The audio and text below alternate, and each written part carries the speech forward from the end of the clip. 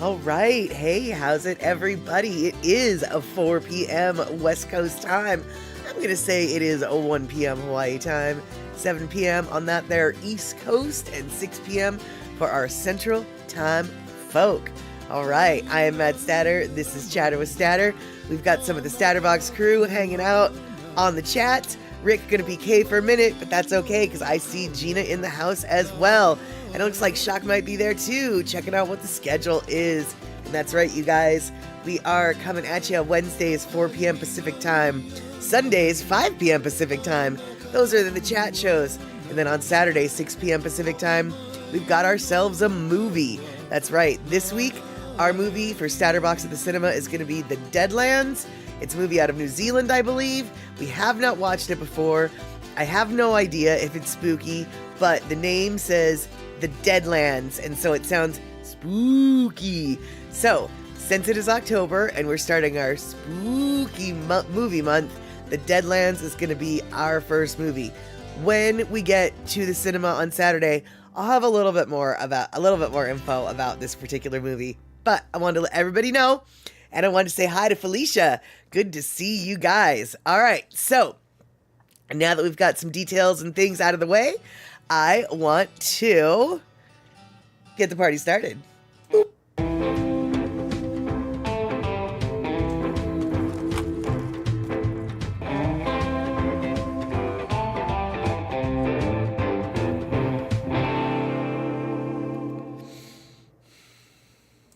Alrighty, and that is right, Gina.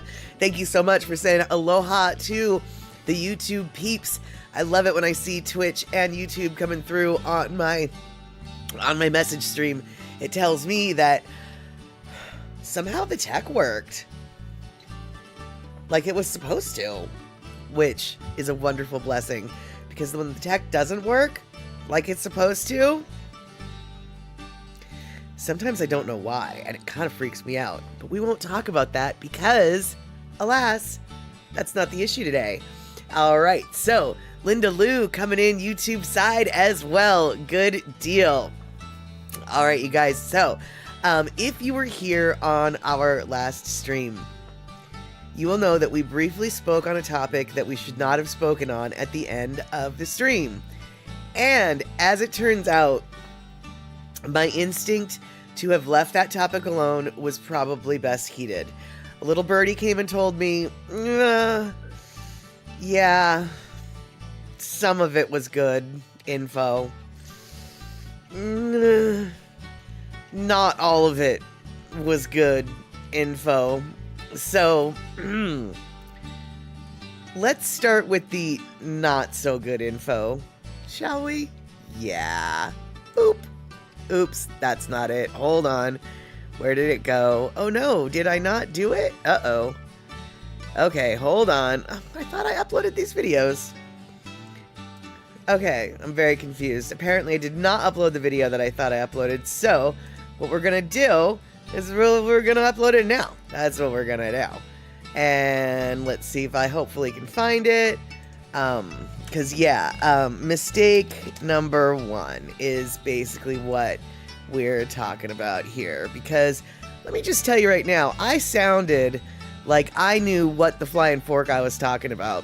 Part of the reason why I sounded that way is because I truly believed I knew what I was talking about. But as it turns out, I didn't know what I was talking about. And that basically only proved my point further. So, alright, let's see here.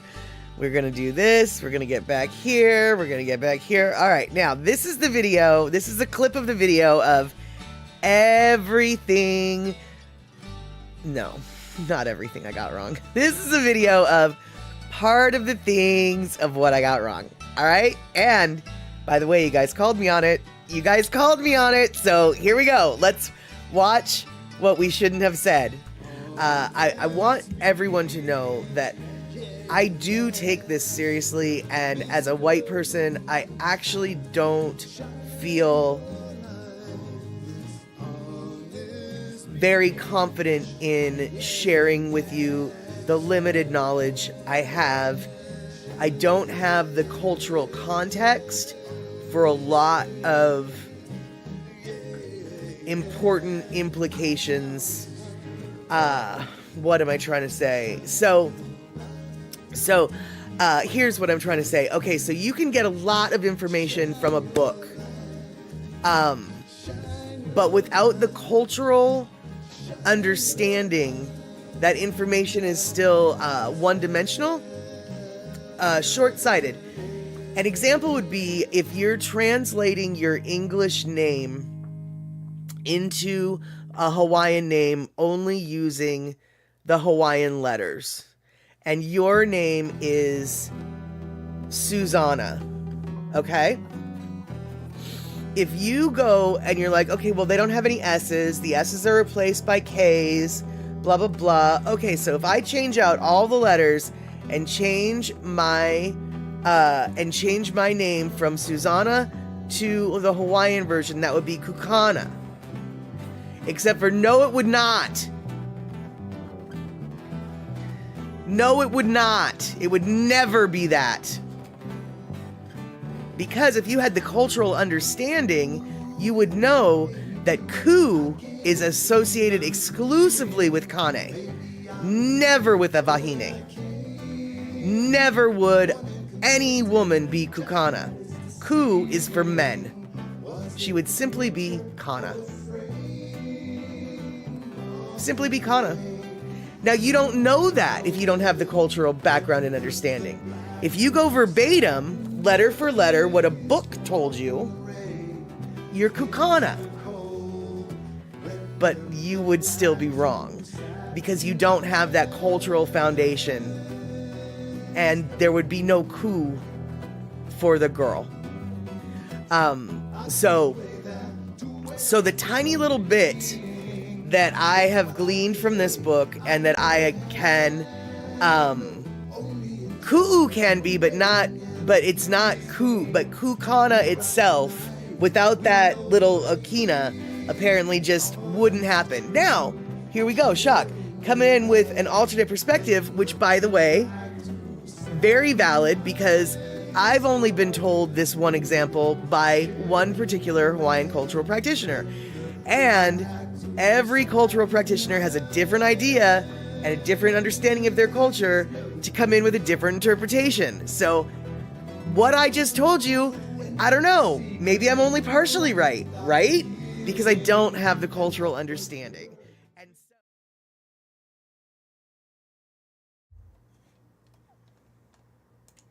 all right, so there you go. Hey, Darlene, so good to see you. You made dinner a bit later. No worries, no worries. So, my point here is the greater point that I was making in that commentary, which is, I don't know enough to tell you nothing, is 100% true. And the example that I used to explain was not 100% true. Apparently, turns out Ku can be used in a girl's name, just like Shock said. Now, there were shadows of what I said that were sort of right. We're not going to get into that. The overlying point does still remain, which is you need to definitely research with people who have patience with you and know more than I do. So I wanted to get my mistake completely out in the open, 100%. And Shock, it's so funny you should say that, because I have one more. Oops, hold on. I have one more video clip which does basically point that out, and I'm going to play it in just a second, but I have to call it up because, goodness gracious, I thought I had these loaded into my Twitch, but I did not. I had other things loaded that we're gonna watch and things, but apparently the most important part of my stream today, which was telling people, don't listen to me. Oh my God, don't listen to me. That was the most important part, and I apparently didn't upload that. So let's see here. All right. So The other bit, and the little birdie told me that this part I got right, which was basically this. And so, Pussycat, you have more knowledge of Hawaiian culture than you know. Pussycat, I have no knowledge about Hawaiian culture. I just listen and no talk. Right there, my friend. Right there. That is the key. That is something I struggle with every single day. Just listen, no talk. But I'll tell you right now, Pussycat, that is the Hawaiian way of learning. You know more about the Hawaiian culture than you might realize just by doing that. So, I can tell you there was a little bit of truth and wisdom to what I had to say, but mostly I just should have kept my mouth shut. Now, that being said, hey, Michael Anthony Smith, good to see you here. We are recapping some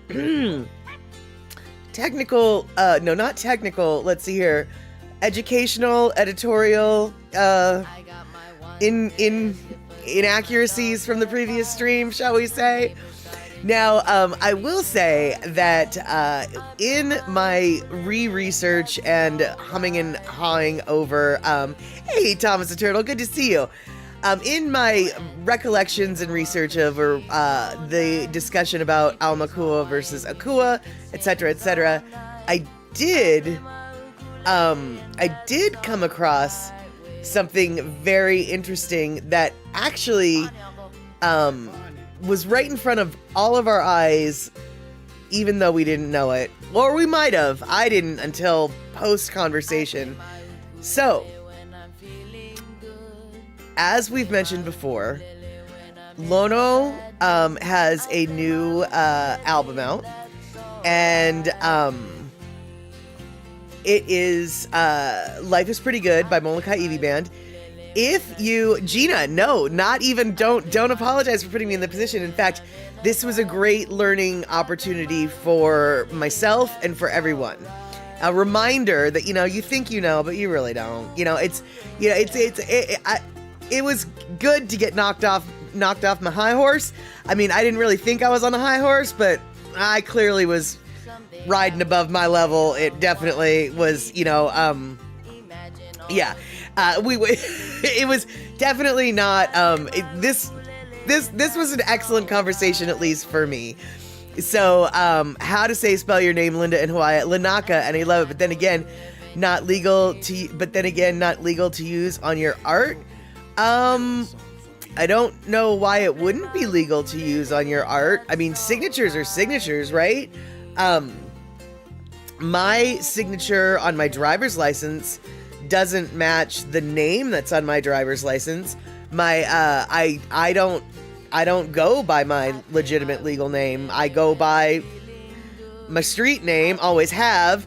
And when I say street name, actually, I use that loosely because my parents gave me the name that I go by, Molly.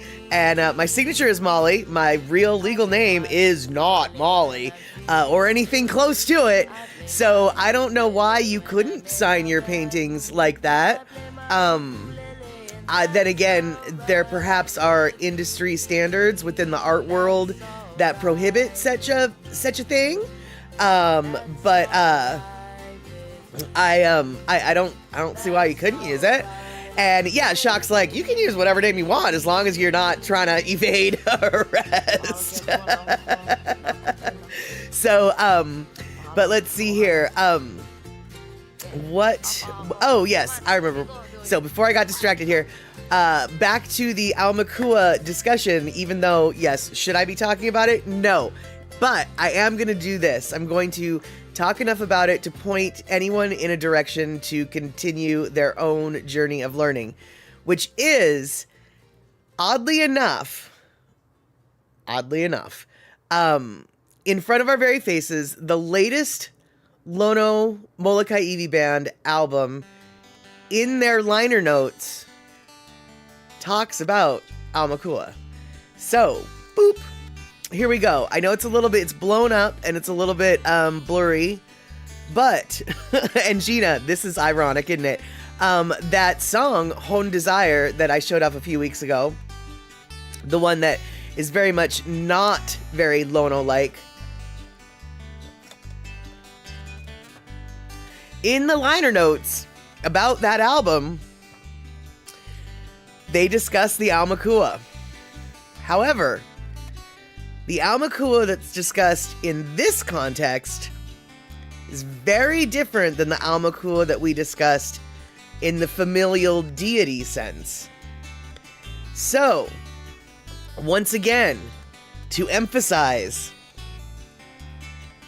you need the cultural understanding to fully comprehend what's going on here. I present to you the liner notes for Molokai Evie Band's Life is Pretty Good, number 8 song, Hone Desire. Hone Desire is in reference to Aumakua, Uhane, and the Unihilipili, I think, what is it? Unihipili. And, yeah. I'm not going to get into that triad, but I present that information to you so you can maybe do your own learning journey in regards to that direction. So, there we have it. Now, Michael Anthony Smith coming in saying, aloha and aloha.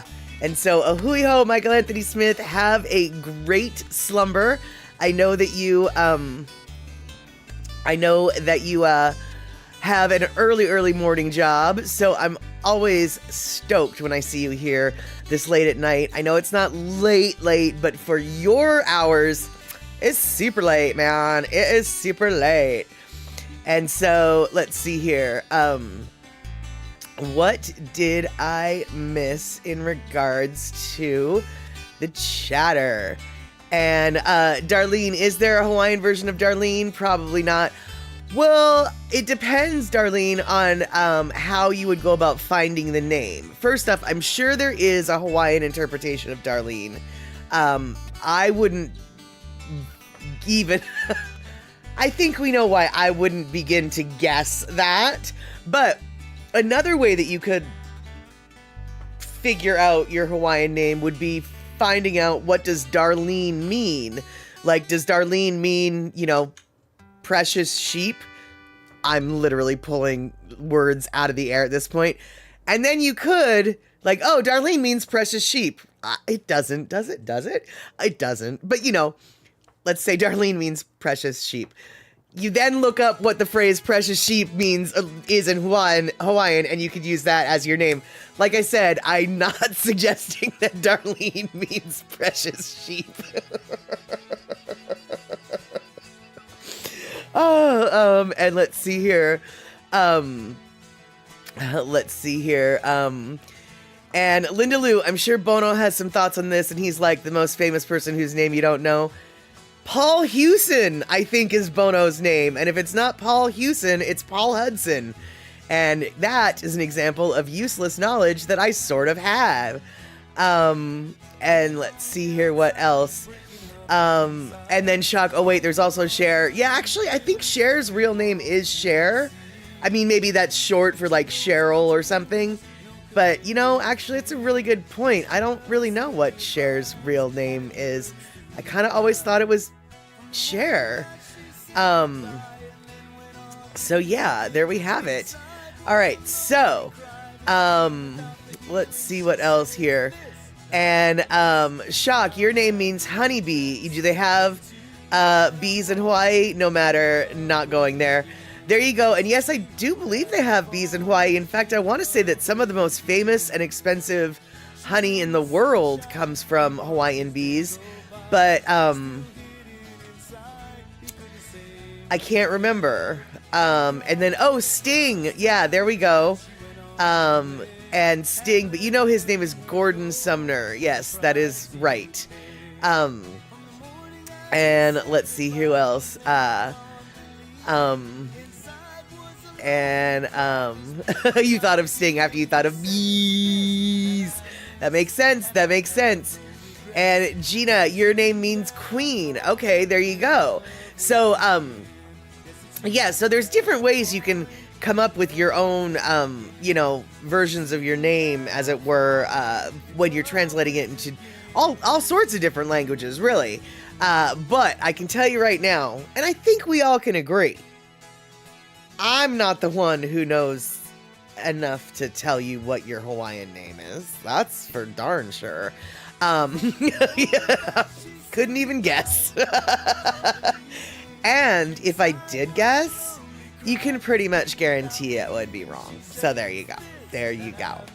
But I have to confess, there is a reason why I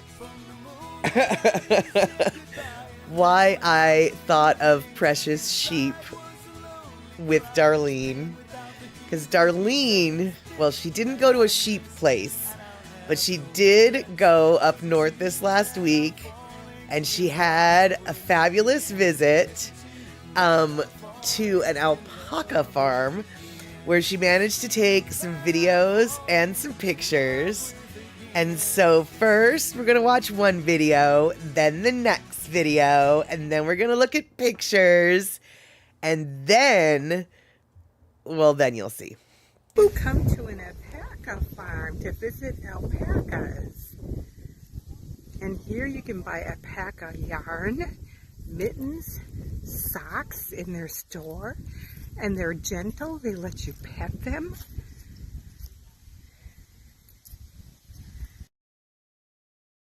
Alpacas. They're really soft. They're beautiful, friendly. We just got done feeding them some kibble. Yeah, you guys gotta send me a couple of these.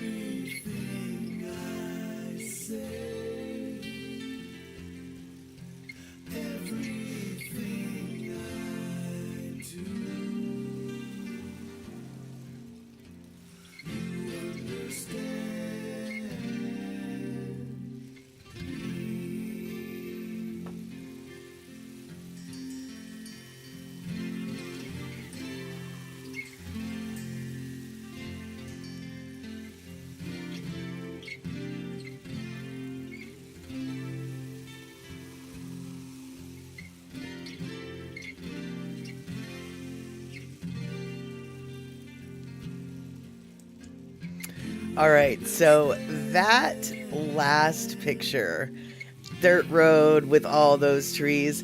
Now, Darlene mentioned it's not peak fall, which true, maybe not. But that last picture to me is like the perfect fallscape, because first off, it's a dirt road in the middle of a forest changing color. How more perfect could that be? But also, I feel like it's so perfect because you've still got the green trees. You've got the yellows, you've got the oranges, you've got the reds. You have the full spectrum, which granted, it is a little bit, maybe not more, it's a different kind of breathtaking when it's all oranges and fiery reds and yellows. But I really do enjoy a good, colorful scape of the greens and the reds and the yellows and the oranges. So to me, that picture was probably one of my favorites. But that whole series of pictures, the Dells 1864, there is nothing like that in the Pacific Northwest. We do not have anything that is still in public use from 1864. I mean, maybe downtown there might be a big old cement building that might be, but there's just nothing that old on the West Coast. And PPP Bang, good to see you. coming on in from the Finland, that is. And let's see here. Have I heard the Kauai O'o endlings mating call? Sage? No, I'm not sure what you're asking, but I definitely can say no, I have not. Because it sounds like there's a bird, the O'o, on Kauai that has a mating call. I've never heard it. I don't know what a sage is. Sage. I don't know. Let's see here. It's a bird, last one of its species. Oh, doing a mating call, but no one is gonna come. Recorded in the early 80s. Oh no. And you probably meant sad when you said sage or sage or whatever you said. You probably just meant sad. Oh, that is sad. And maybe I have heard it, but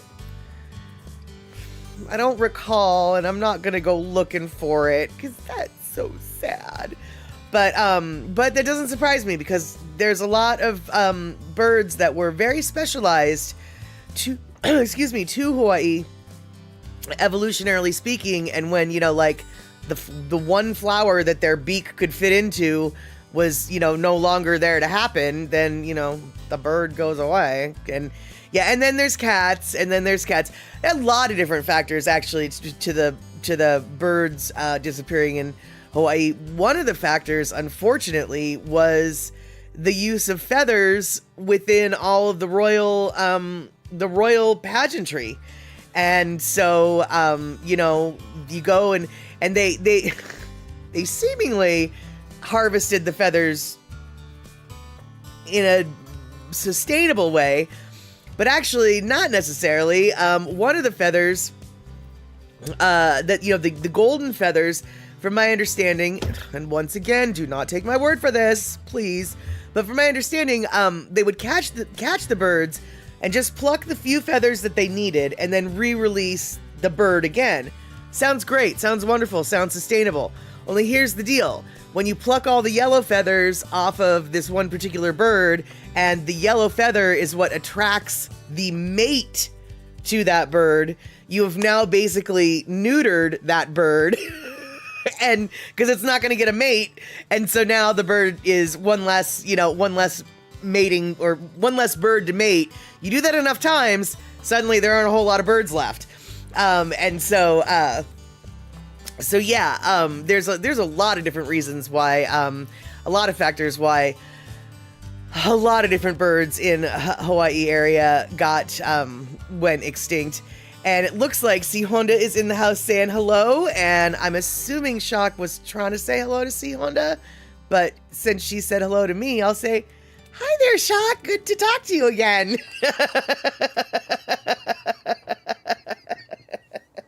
Words are hard. That's I'm telling you guys, if we ever get merch, words are jarred. That's gonna be our theme. Words are jarred. Boop. See, there we go. Just did that.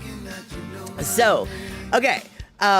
So the reason why, all right, so to back, we talked about birds, but now we're gonna go back. We're talking about alpacas for a minute. Alpacas and llamas are very similar, right? And let's see here. Where did they go? Where did it go? There we go. But there are ways to tell them apart. And some of these ways that I'm about to show you are legit scientific ways to tell them apart. Other ways to tell them apart, these are just general rules of thumb that the Reddit community came up with. But alpacas only weigh 150 pounds. Llamas are like 400 pounds. Llamas listen to Norwegian death metal, and they eat old corn dogs, and they have knife in their fur. It is constantly drunk, and it will kill you. Llamas are also prone to spitting. That is right. They are prone to spitting. Whereas alpacas, they have soft, luxurious fleece, and they're very gentle and timid. They can learn tricks and they need protection. Llamas sometimes serve as their protection. Because remember, llamas will kill you the first chance it gets. And it has a knife in its fur. Alpacas, they eat grass. And they're gentle. Llamas, they eat old corn dogs. And they have knives in their furs. Alpacas can learn tricks. And it's a luxurious fleece, which is why they need protected. An alpaca, they travel in herds, they're even-tempered, they listen to human commands. Llamas, remember, have a knife in their fur and listen to Norwegian death metal. They eat old corn dogs and they will kill you the first chance they get. And if they can't do that, they'll spit in your face. And, okay, some of these things about the death metal and the corn dogs and the drunk and the knife in its fur, that's all a lie. But you know what's not a lie? Yeah, they spit. Llamas totally spit, and they can spit far. That is actually not a lie. So, as much as some of these things are silly, some of these things are not so silly and actually kind of true. Because it is true, the llamas do have much coarser fleece than the alpacas. So it is like they have a knife in their fur. And, PBB Bang, you always knew you loved llamas, and now you love them even more. There you go. There you have it, Rabbit. Now you have, Barack Llama. I don't know. I don't think Barack listened to death metal, but I do know that he used to smoke cigarettes out behind the White House gate. That's not true, actually. He didn't smoke when he was in the White House. He quit when he was in the White House. Can you imagine, dude? You are a smoker and you get elected to be president and you told your kids, stupidly, yeah, I'll quit smoking when I turn... You know this thing that I do when I get stressed? Well, kids, when I get the most stressful job in the world, I'll quit doing this. Okay, Dad, way to not think this through. But yeah, I mean, I have to admit, I'm kind of impressed that he didn't blow up the whole world while he was quitting smoking as president. And there you go, PB Bang. That's a promise I could make. I'll stop smoking when I become president. I know, at one point, it does seem like a very, very easy promise to keep. But then you go and run for president, and then you go and get to be president, and suddenly you're just like... I don't know, man. This is kind of stressful. I might need to start chewing and wearing patches.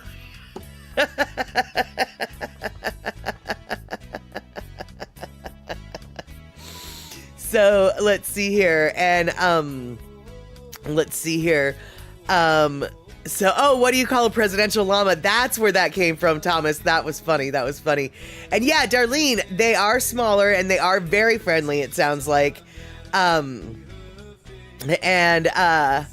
Let's see here. PBB Bang, I wonder if llamas smoke camels. I feel like they would have to. Like, they would be obliged, right? Don't you think? And the farmer said, some are trained, you can give them commands and they'll listen. That doesn't surprise me. And, let's see here. Yeah, well, Darlene, I didn't know, I can't remember if you said that in the video, and I didn't want to ruin a surprise if that was a surprise, but yeah, Darlene, she got Rick some warm socks. And, so let's see here. Shock. Smoking anything ages you. Presidency ages you too, if you even try to do your job. Yeah, exactly. If Barack didn't quit smoking, he would now be 140 years old. Pretty much.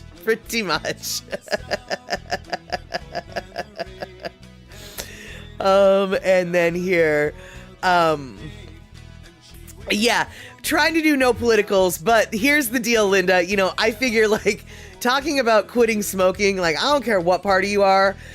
I mean, it's just like, quitting smoking while you're trying to be president seems like the riskiest risk that I ever did risk.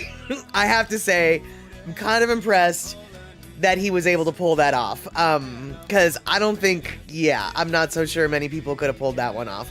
I mean, seriously, they Secret Service or not, it's just like, go get me some chew, go get me another nicotine patch, go get me a whatever.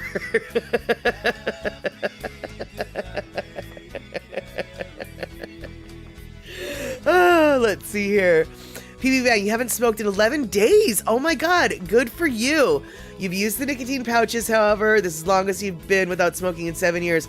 Holy flirking snit, PB Bang. First off, apologies if this topic was a trigger to you. However, I am so glad you came out with this because you deserve a pat on the back. 11 days breaking that physical ritual of the cigarette is very impressive. And yes, indeed, you might still be using patches or pouches, and you are getting nicotine into your system, so you are not reaping full health benefits of quitting, but your lungs are very happy after 11 days of no smoking. You know that, I know that, we all know that. And so, congratulations on 11 days smoke-free on the lungs. One day, you'll be able to wean down your nicotine, but one step at a time, and breaking that physical ritual of what to do with your hands, doing something with your hands, the thing you do after your meal, the thing you do when you're on break, the thing you do when you are driving your car, whatever it is, you have 11 days gone without that physical habit. And I think that is so awesome because sometimes it's the physical ritual habit that is just as difficult to give up as the chemical habit, right? So good on you, friend. Good on ya. And yeah, exactly, PB Bang, especially the physical routine of it. Precisely. And so that is 11 days without those physical rituals is a bigger deal than you might recognize. Sounds like you do recognize it, and I'm glad you recognize it. So keep on that path. And let's see here. Rick is asking Gina. Wait, hold on. Gina's wondering, do alpacas and llamas come from the same parts of the world? I want to say llamas come from South America, but I'm not sure where alpacas, alphabet animals come from. Alpacas is what I was about to say. And Rick, alpacas and llama belong to the same. They belong to the same camel family, a group of ruminant ungulates with long necks and legs, and they're primarily found in Peru and Bolivia. See, there we go. I thought South America. Although now that I say Peru and Bolivia, I realize, oh, wait, are those Central Americas or South Americas? I'm going to say that they're South Americas, but I can't remember. Okay, good. Shock and Gina saying South America. And Al Pacinos are mainly found in Hollywood. That is true. Actually, you know what, PB Bang? I'm not so sure about that. I thought Al Pacinos were native to New York. But I could be making that part up. I feel like Al Pacinos might not be from Hollywood. I think they're from the New York side. Either way, they are North American.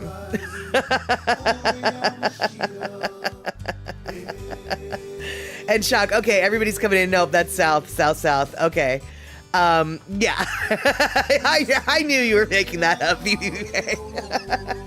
I knew you were kidding. I knew you were joking.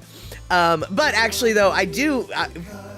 For those of you who might know, honestly, I truly have no idea. I just associate Al Pacino because he's Italian with the East Coast, because East Coast is more Italian than West Coast. And I know that that's about the dumbest thing I could say, but that's just my framework of America. Is Al Pacino from the East Coast? Or is he from the West Coast? I actually don't know. He's probably from Chicago. It's like, no, silly kitten, I'm from the Midwest. I'm from both the coasts. But yeah, I don't know where he's from. Either way. Oh, okay, PP Bag, born in New York, just looked it up. All right, so I might be making stuff up when I say that all the Italians are on the East Coast, but at least this one particular Italian was from the East Coast, so it's just a little bit right. Just a little bit.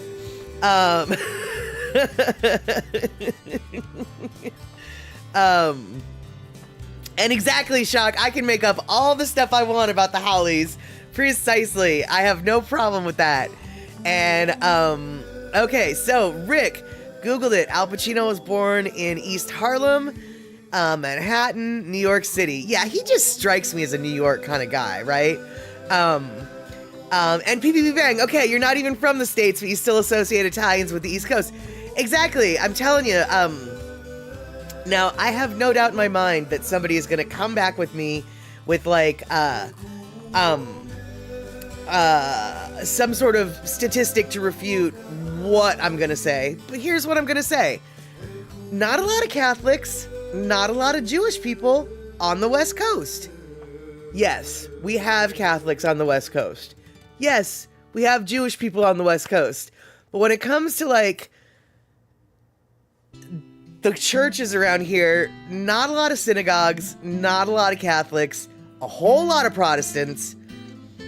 The Jewish Catholic enclave seems to be on the East Coast.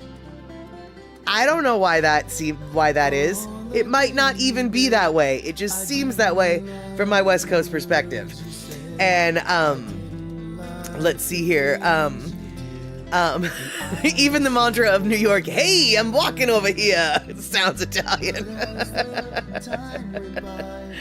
And Shock, right, there you go. The Catholics are all further south in former Spanish territory. See, exactly. Thomas, they say that the Jewish folk run Hollywood, but I'm not in Hollywood, and Hollywood is not the entire West Coast. Hollywood is a very small part of the West Coast. And so I know, like I said, you can come in with statistics to totally prove me wrong.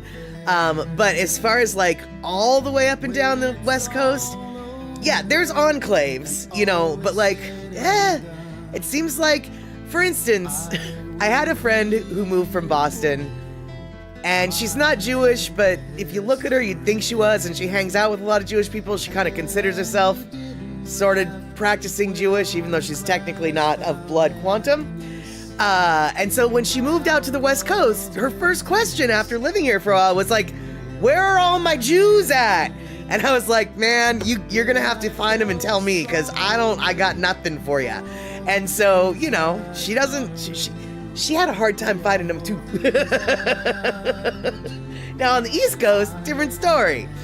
And yeah, exactly, Shock. Europe's trip to New York much shorter than the trip from Asia. Exactly. And let's see here.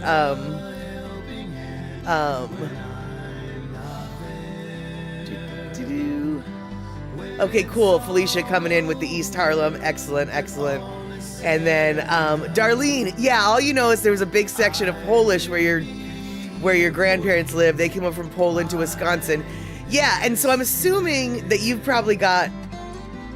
See, because we don't have a lot of Polish people over here either. In fact, the whole tendency of Polish people with all of their consonants next to each other to make, like, a name, we're very unfamiliar with names that are built like that out here.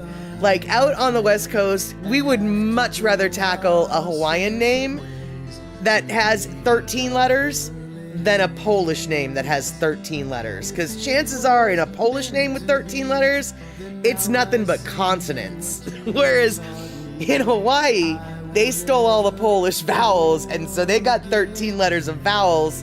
At least I know how to pronounce those vowels, because when all those consonants get together, they have like a whole different set of noises that come out of them when they hang out. Individually, they might sound like one thing, but when you get all four of the C's and W's and Y's and K's and X's together, they're like, "No, you can just pronounce that Ike." It's like, but what? So, yeah. And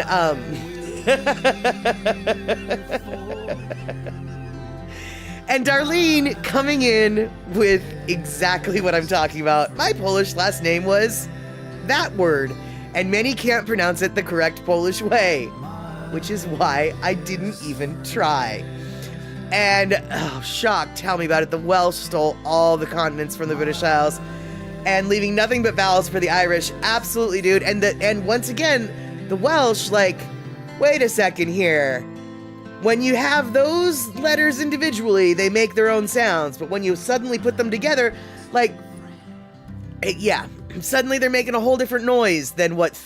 How does 3 L's equal a TH sound? Okay, granted, I don't think 3 L's does equal the TH sound, but it's something as non sequitur as that. I just, yeah, Welsh, I can't even, yeah, I can't even with the Welsh, and that's part of my heritage, and I can't even, and so, and Gina, your dad's grandparents were from Italy and landed in Pittsfield, Massachusetts. See? We're talking the East Coast, I mean. And 2 L's does have the TH sound. Okay, I thought it was 3, and so I didn't just make that up. Yeah, how does that even? Okay, see, LL equals shth. To which I have to say, shut up.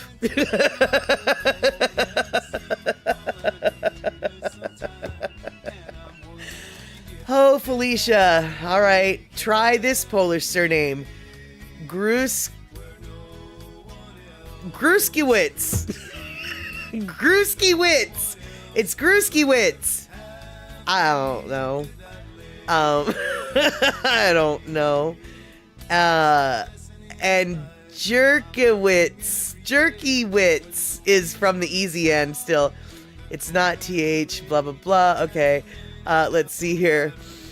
PB Bang, your family out there were gypsies. You don't really know much about them, but doubt they were good people. Oh, I don't know. And especially, do you mean they were Romas? If they were like the Roma people, I'm not so sure you could say they weren't good people. They were people who had a lot of prejudice against them, but and okay, hold on. So Linda's laughing at me and Felicia's like, no. And actually, you know what? No. Felicia wrote no. What Felicia's really doing is, oh God, no. But that's a lot harder to type. So she just wrote nope.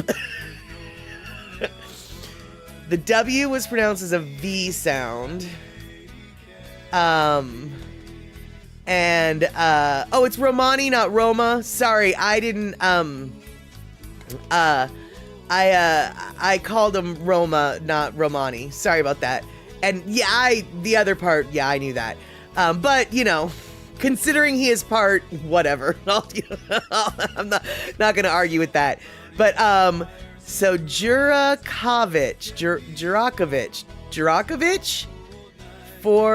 No. Of course, no, because you don't pronounce the J. Okay, Rick. Urekvich.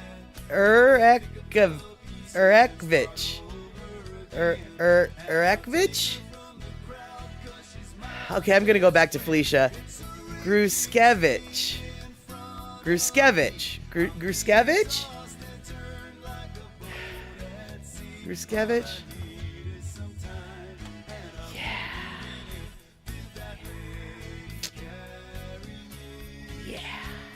That's just great.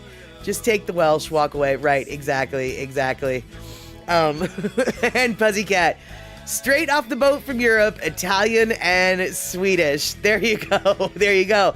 And what do you know, Pussycat? That Italian, where you at? You at the East Coast. See, still all East Coast like that. Although I have to say, my friend Tony, he's Italian and he's from the East Coast, but now he lives on the West Coast. And let's see here. Yeah, Pussycat, we're trying to pronounce Polish names. No, we're watching me massacre Polish names is what we're doing. And let's see here. Okay, so Felicia, I managed to unmassacre the name just a little bit and got it kind of right. Okay, cool. Cool. Okay. Yeah, so to prove my point, we don't have a whole lot of Polish people out here because all of this was absolutely mind-blowingly difficult. Not easy like Kamaka Viva Ole. Exactly. Exactly.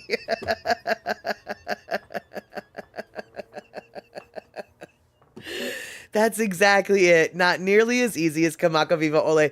However, Kamaka Viva Ole is on the verge of getting to be where I can't say it. Because once any name, I don't care if it's German, I don't care if it's Welsh, I don't care if it's Hawaiian, once any word starts like going over more than one line,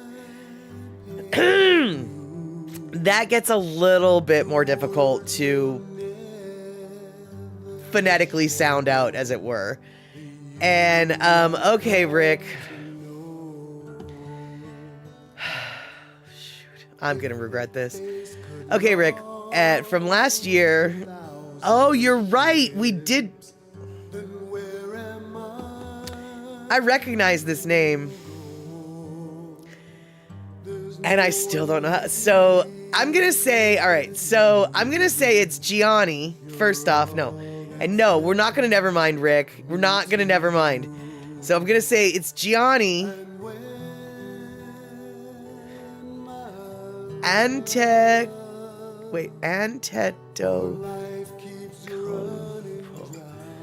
Gianni Antetokounmpo. Ante Toko Unpo.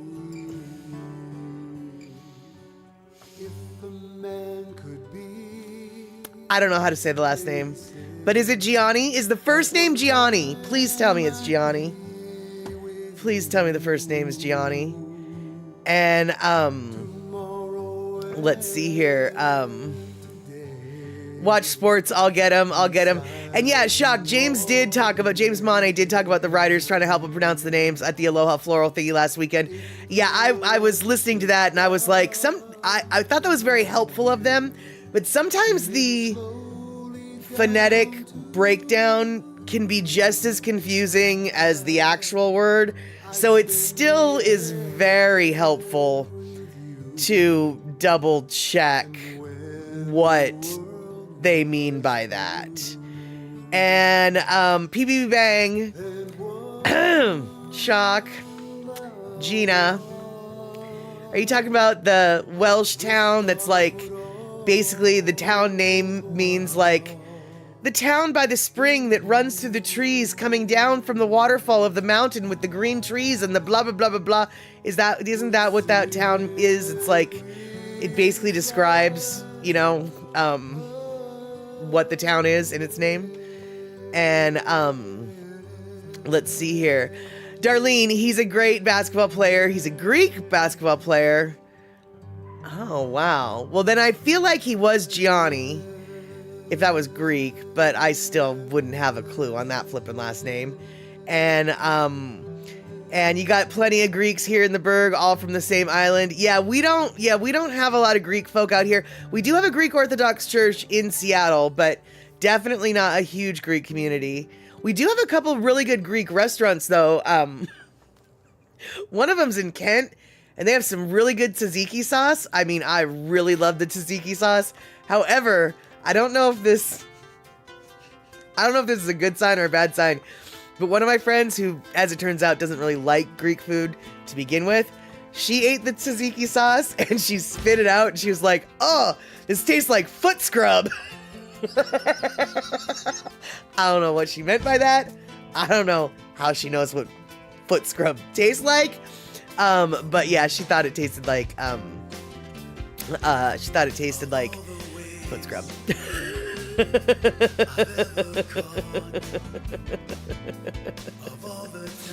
And let's see here. And so Deb Case, hi y'all from Kentucky. Hey Deb, we are talking about words that I sure as heck don't know how to say words.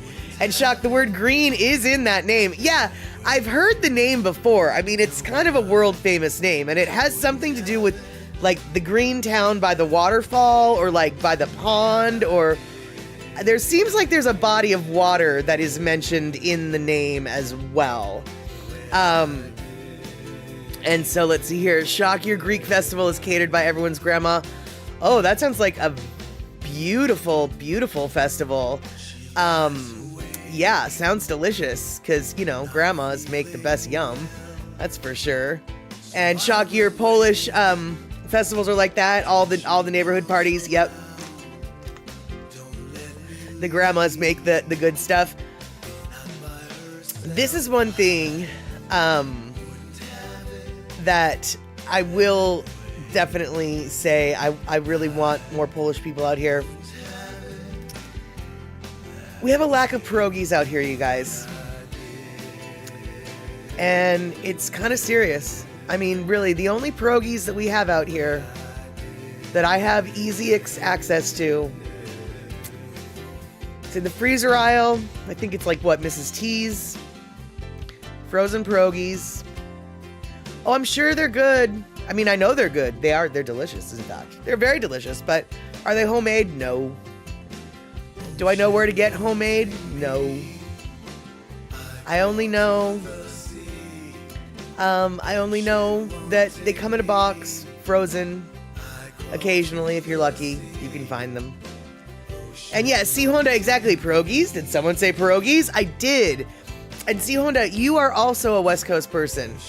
Now, granted, you are a West Coast person in a very different part of the West Coast than I am, so perhaps you have a bigger Polish population in the Los Angeles area than I have in the Seattle area, but are pierogies easy for you to find where you're at? Because they're not easy for me to find.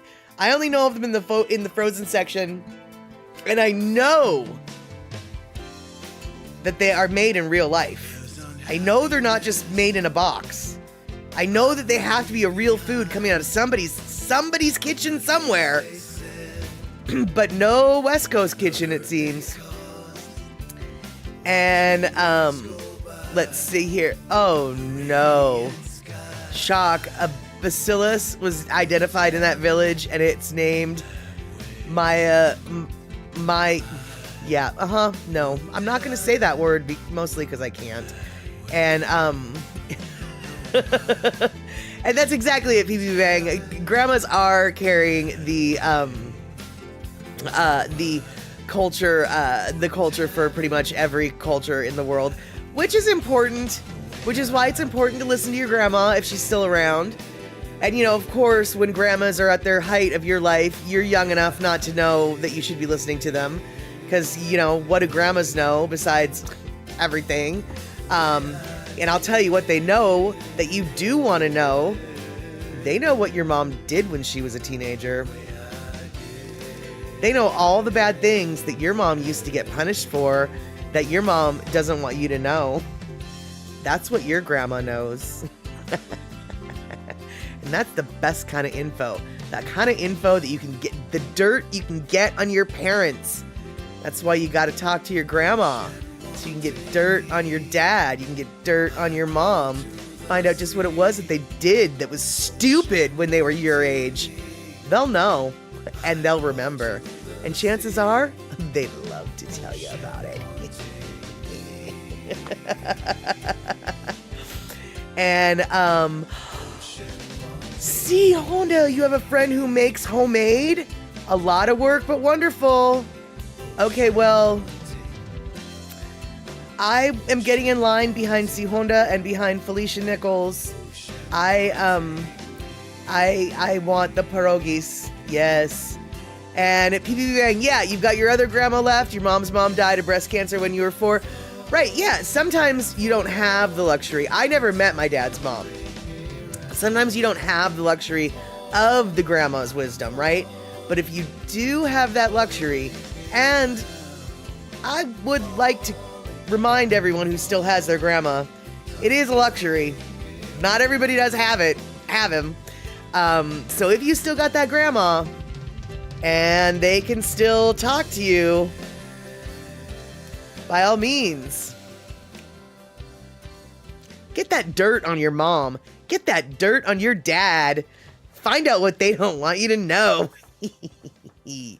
And, Shock, yeah, I think pierogies do have wheat because they're mostly potatoes and stuff, but I think the outer dough does have a little bit of wheat, at least the recipes that I've seen.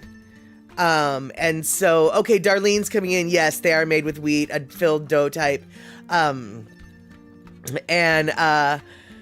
Rick, I don't know if that would be considered a legit pierogi, but okay, using a piece of ham to wrap the pierogi filling, I'm never gonna say no to that.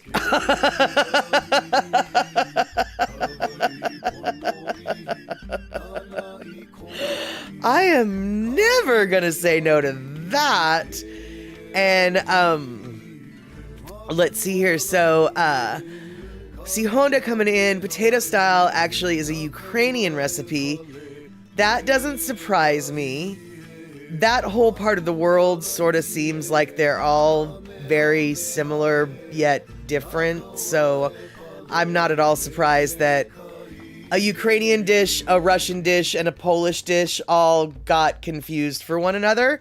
And no, that wasn't the start of a joke. Those three countries, Russia, Poland, and Ukraine, I get a lot of their foods, I get confused. I mean, come on, pierogi versus pierogi. How are you not going to get a little bit confused about that? Especially when both are so flippin' delicious. You know. And then Thomas the Turtle, Kahlua Pig pierogi for the win. Well, I don't know anything about that, but I feel like we need to invent that, like, yesterday. And Puzzycat, you miss her Swedish meatballs. Apparently IKEA has some really good Swedish meatballs. I've never been to IKEA. That's not true. I've been to IKEA. I've never eaten food at IKEA. I don't know what makes their Swedish meatballs so much greater than everybody else's. I don't even know what makes a Swedish meatball versus another kind of meatball. The Swedish meatballs, what, did they like use deer meat or something? Let's see here. Oh, your grandmother used to make a full, authentic Swedish smorgasbord every Christmas. Oh, got it. No wonder you miss them. But still, though, I still pose the question, what is a Swedish meatball?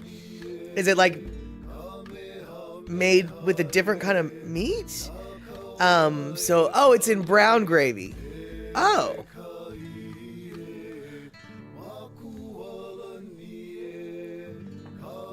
Weird. Okay, so I guess I just found something out. I guess I grew up eating Swedish meatballs. The meatball dish that my mom always made was with brown gravy, some onions, and I think maybe some mushrooms. And I just thought of them as, meatballs. I knew they weren't Italian style because I didn't have the red sauce. But I guess, okay, who knew? I guess I like Swedish meatballs too.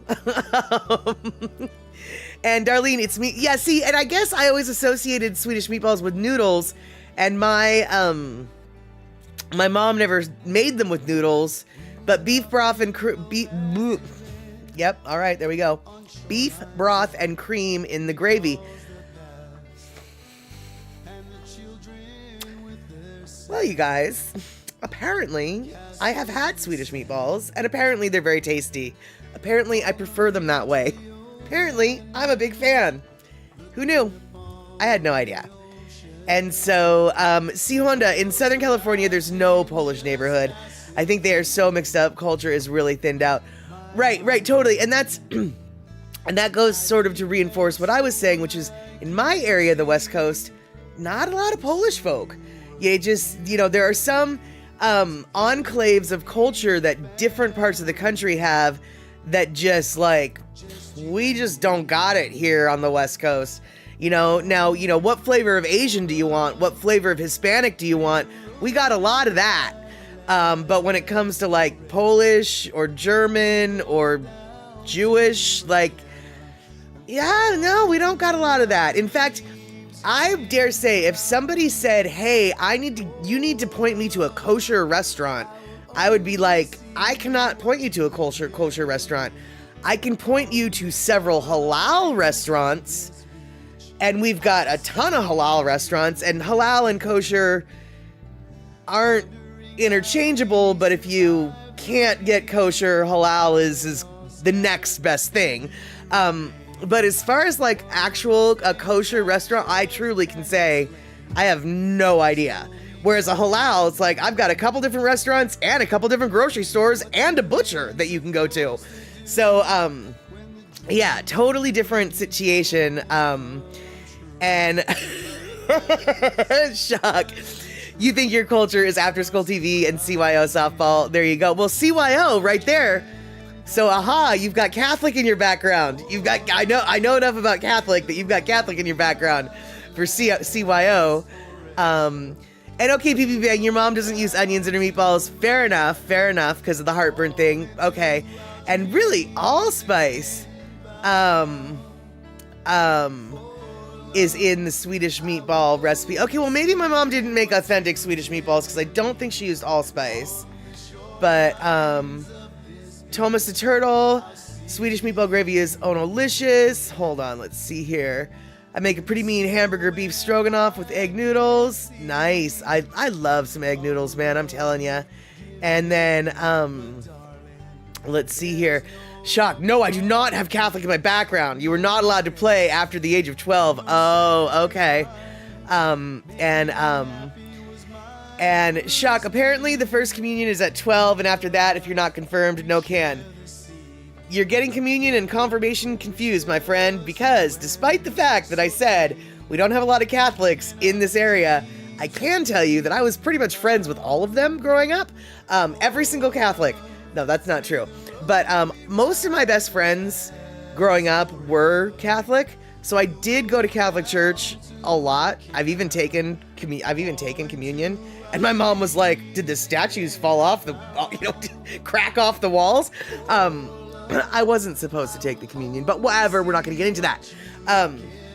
Anyway, usually first communion is like when you're 5 or 6 years old. It's confirmation, which happens when you actually officially become a member of the church and you consent to really being an official member of the church. And that happens in your 12, 13-year-old area, from my understanding. So see, okay, Felicia, first communion, normally second grade, confirmation 13. Right. So, yeah, communion, confirmation, two different things. I actually do know enough about that to know that.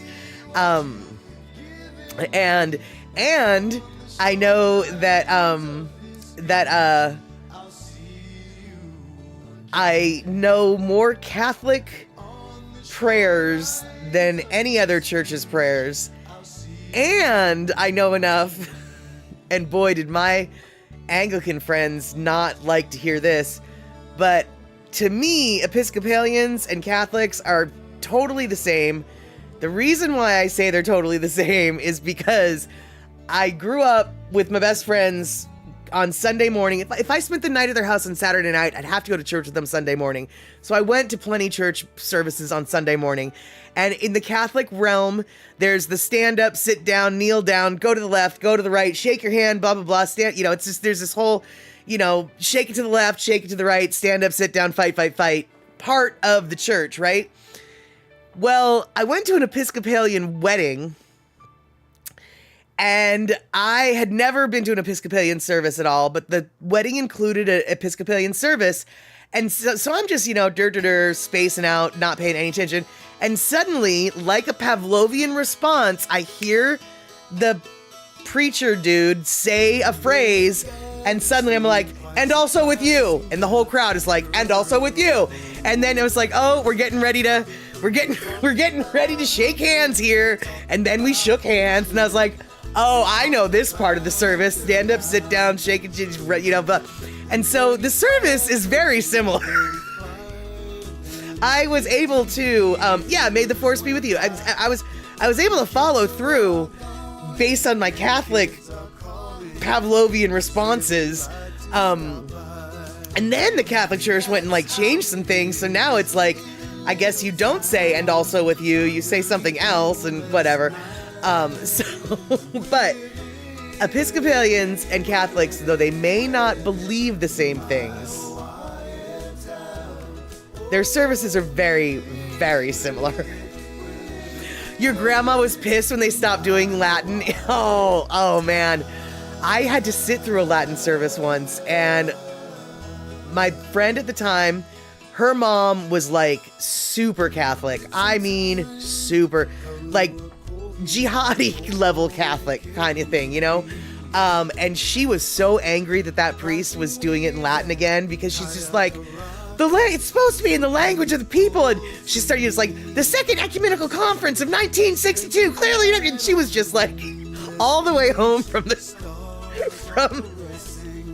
that service, she was just ranting and raving. She was so angry that guy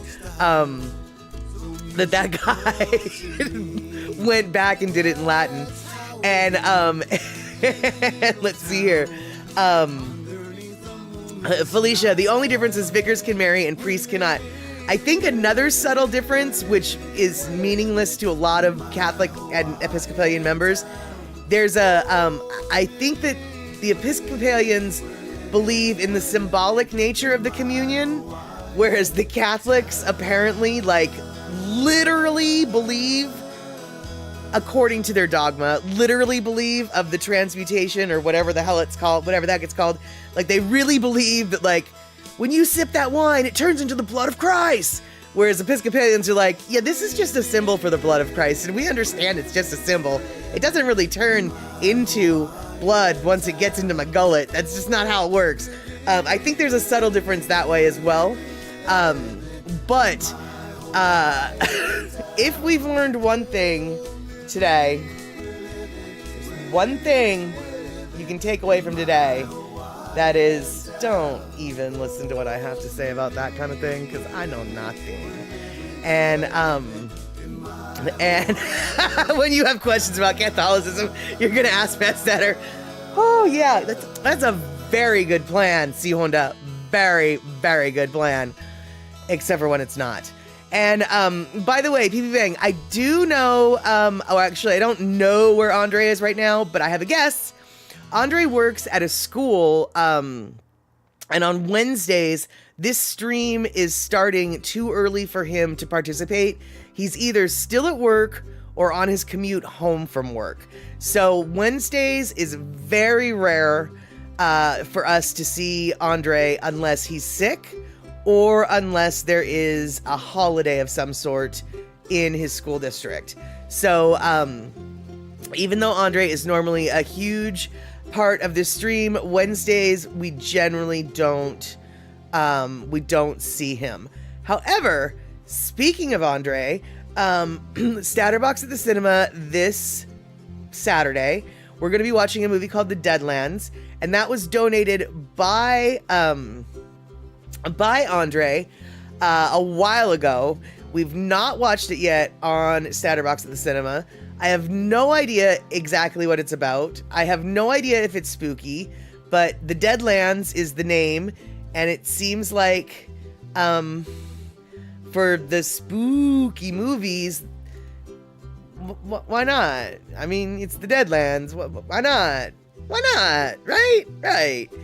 And okay, see, Gina's coming in. Right, see, Gina knows what I'm talking about.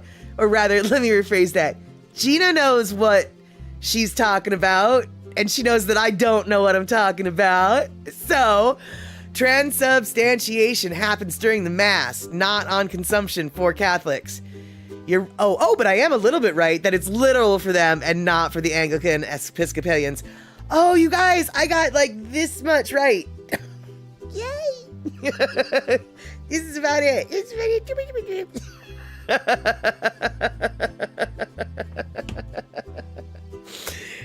And let's see here. And Felicia, you don't know your last confession was in 72. Fair enough. Fair enough. And let's see here. Yeah, how to make the Swedish meatballs, I think. Let's see here. I don't know what Thomas the Turtle is talking about because he's talking about beef, and I like that. Let's see here. So let's see here. What was Thomas the Turtle talking about?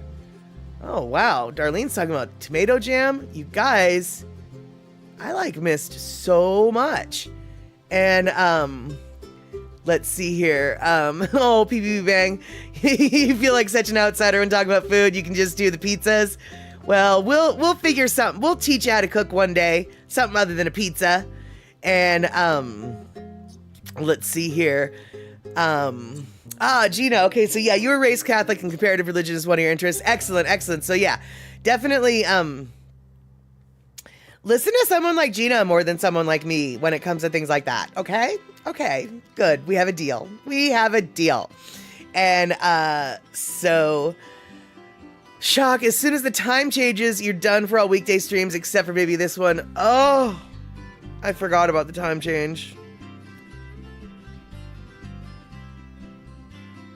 When is the time change, you guys? It's probably like, what, a month from now? So, yeah, Gina, that's see, that's the problem with me, though, Gina, is I'm never entirely wrong. Mostly wrong, perhaps. Entirely wrong, no. There's always, like, the tiniest little bit of truth, but then I mess everything else up.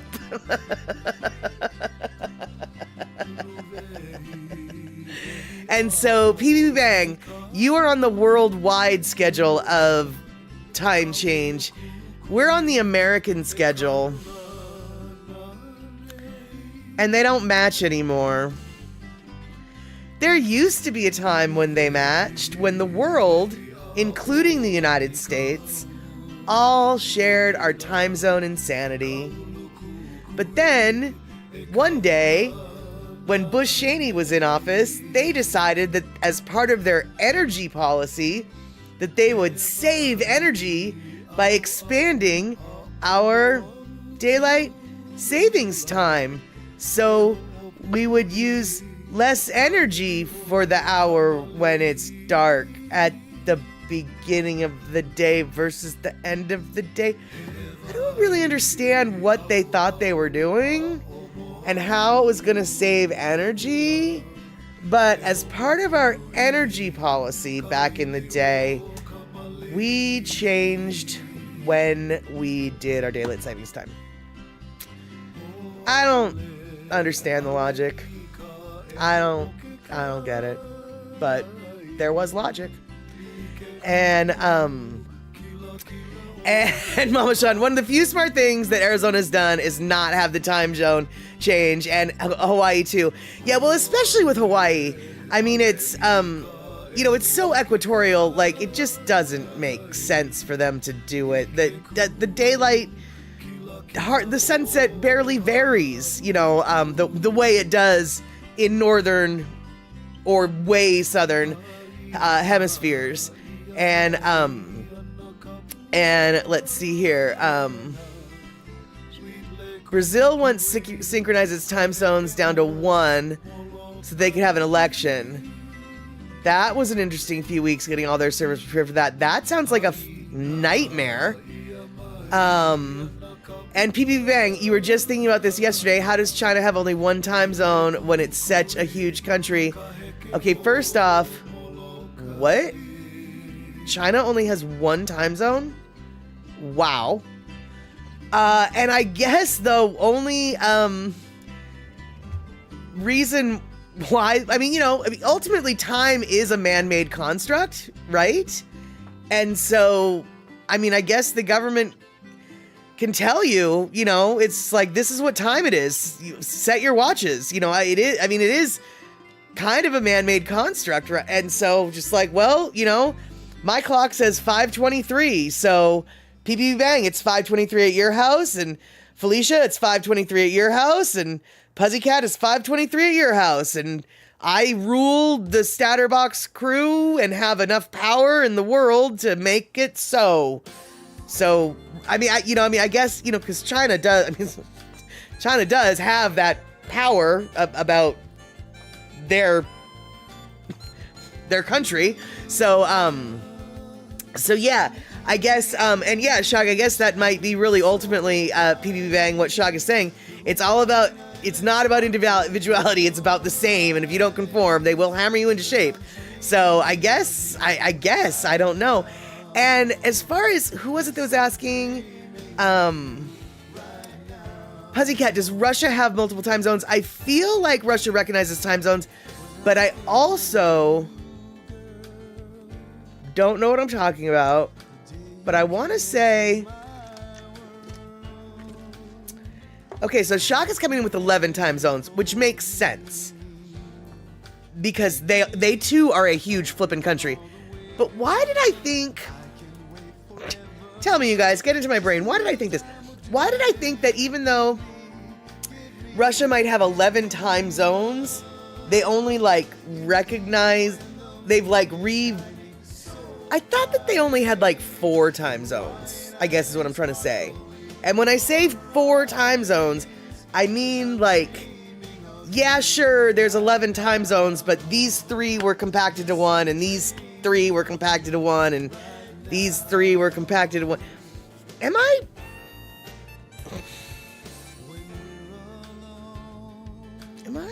making things up? I make a lot of stuff up, and I feel like I might be making this up. And yeah, Puzzycat, that's half the planet, 11 time zones. Dude, have you looked at Russia? It takes up about half of the flipping globe. So, I mean, those are very large land masses. As huge as the United States seems, and we are, it might take up 11 time zones.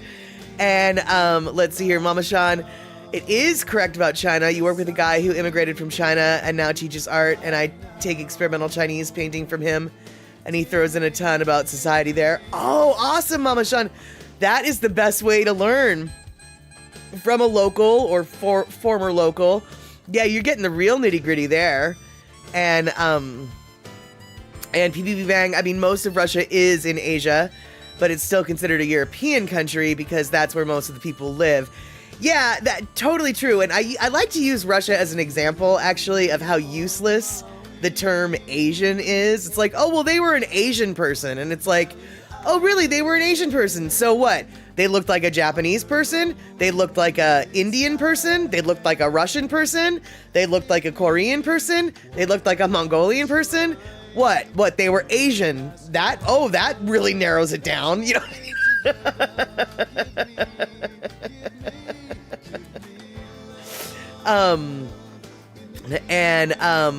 Let's see here, Mama Shan, he is a wealth of info, says it's the largest cult in the world. Yeah, I don't believe, it seems as though that is the mindset of a lot of people who have escaped the cult, basically. And yeah, Shuck, that's the whole thing. Russia doesn't consider itself European or Asian, which, is valid, because they're legit both, right? And so let's see here. Yes, you are very correct, Shuck. Individuality is not a strong point of many Asian cultures. Very, very true. Very, very true. Let's see here. Tabled the bill to keep same time stabilization. And let's see here. Puzzycat, I did not do my Lono listening break yet, so we might have to skip Lono listening break unless we absolutely need to have one, in which case maybe we should have one right now, We're going to have a fun Lono tune that's about, you know what? It's about some pretty fun stuff, actually. So let's listen to Lono, and then we'll wrap things up. All right, here we go. Boop.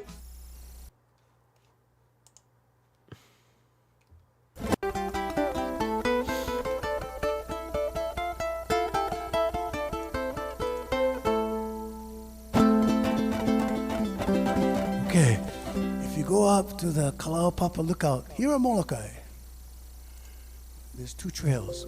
One trail goes to the lookout.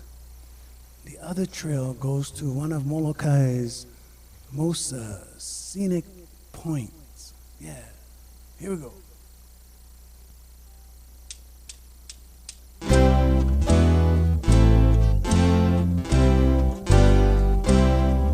Have you ever been up to the phallic rock? Sit on the rock and you have good luck.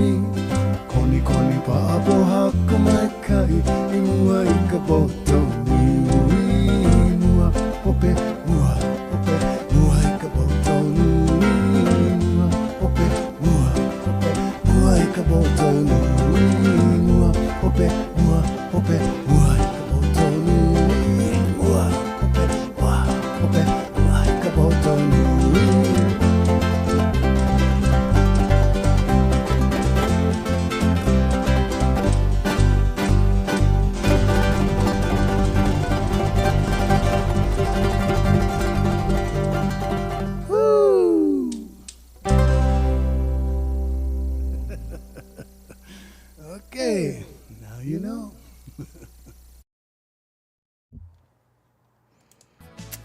Yeah, so that song is a little bit naughty. Yeah, boto is, I think it's a Filipino word actually for nui means big. Well, it's one of the things that nui can mean. So, yeah, so it's about the big phallic rock on Molokai, but as the lyrics may, suggest, Emua, Ehope, Emua, Ehope, and then seems to get faster and faster and faster at the end. So there you go. Now you know. Just like what Lono said. And now you know. Yep, Miles and Luke definitely visited that place. And that actually is the Phallic Rock is actually a sacred place on Molokai, and it is used as a rock for prayer, etc. And it is said that if you have trouble conceiving, you should go sit on that Phallic Rock, and then you will be with child. Which is why I say I will never sit on that flippin' rock. Not once. And, see, Honda, so that's why Andy didn't make a song for this. There you go. Don't the women who touch it get pregnant. Pussycat, that is what they say. They say that if you sit on the rock, when you sit on the rock, you'll have good luck. Meaning, yeah, you'll have good luck with with conceiving. So yeah, there you go. Lady Misty, if you could, you would sit on the rock. Plenty women do. I don't know. I don't know how well it's worked, but I know that I definitely will not be sitting on the rock. And PB Bang, who's sitting inside that rock and what's his hourly? Actually, there is a sign explaining who is in that rock. There's a whole story for how that rock got to be how it got to be. And so I don't remember the details. And even if I did remember the details, I'm sure I would have gotten them all wrong. So, so if you are interested in learning more about Boto Nui, now Boto Nui is not what the rock is called. That's just a name that Lono and one of his friends came up with for that rock. They wrote the song, blah, blah, blah. But it is called Phallic Rock. And so if you Google Molokai Phallic Rock, it will take you right to the park where this is at, and you can learn a lot about it. So, but yeah, there you go, Pussycat. What happens on the rock stays on the rock. All right, you guys. Thank you so much for hanging out. Thank you so much for correcting me on all the things that needed to be corrected, the Polish word names, and the daylight savings times, and all of the weird random stuff that we talked about today was super awesome. And Pussycat, thank you so much for reminding me about the Lono listening break, because that was a fun song, and I'm very glad we got to hear it today. So we will see each other on Saturday, hopefully, for the Deadlands. If not Saturday, we'll see each other Sunday, just for stuffs. And if you're hanging out in the next half hour, we will see you on the Daily Pigeon Live with Daily Pigeon Lives. No, there's no pigeons. But there is Andy Bumatai and James Mane. All right, then, you guys. We'll see each other soon. Take care. Have a good one.